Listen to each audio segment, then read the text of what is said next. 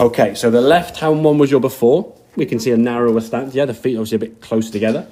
Otherwise, the setup was pretty good, okay? So just having that base, I think, just gives you that confidence that you can move more, yeah? If you feel too narrow with the feet, you're not going to want to move that much anyway. Added to the fact, you're probably trying to keep your head looking down at the ball, keep your head fixated down.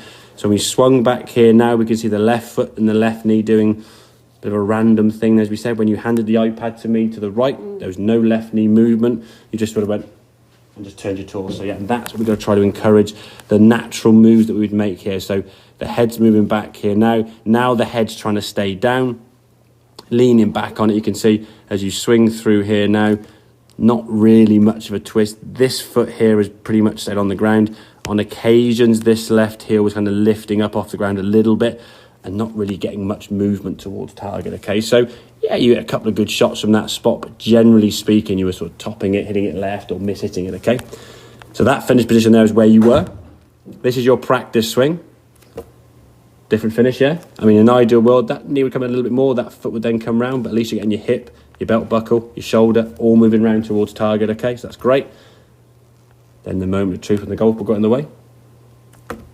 Not bad. Not as good as the practice swing, but certainly better than that swing. There's a lot more movement through the ball there, okay? Swinging back here, good strike. If you want to flick it, it's fine. It's just, yeah, exactly. The flick's not a bad thing. As long as you keep twisting and turning. And I wouldn't say really watching that swing there, it's that flickier swing. It will look a lot flickier when you sort of swing the golf club and stay back on your right side. The club momentum overtakes and just hit it past you, yeah? So the ball then kind of goes way to the left if you did get a good strike, because you're kind of hitting it more that way. If I keep my body turning, that flick's going to seem less, if that makes sense, yes? So it's making sure you just allow that body to rotate.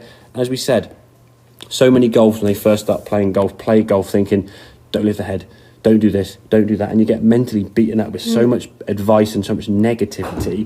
You're trying to not do anything. Whereas we've said to you now at setup, all I would say at setup, wider feet, which you've done, and that's a static change, which you would just do like that, and loosen the grip pressure. Your focus now is get your torso and your body to rotate from here to face target. And you can physically do it, because we saw it in the practice swing, really good, yeah?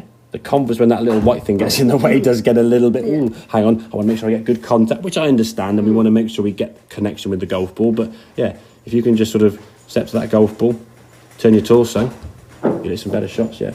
And we saw that last one at 70 or 80 yards and was dead straight as well. So, okay, does that make sense? Yeah. Happy days, good stuff. Okay.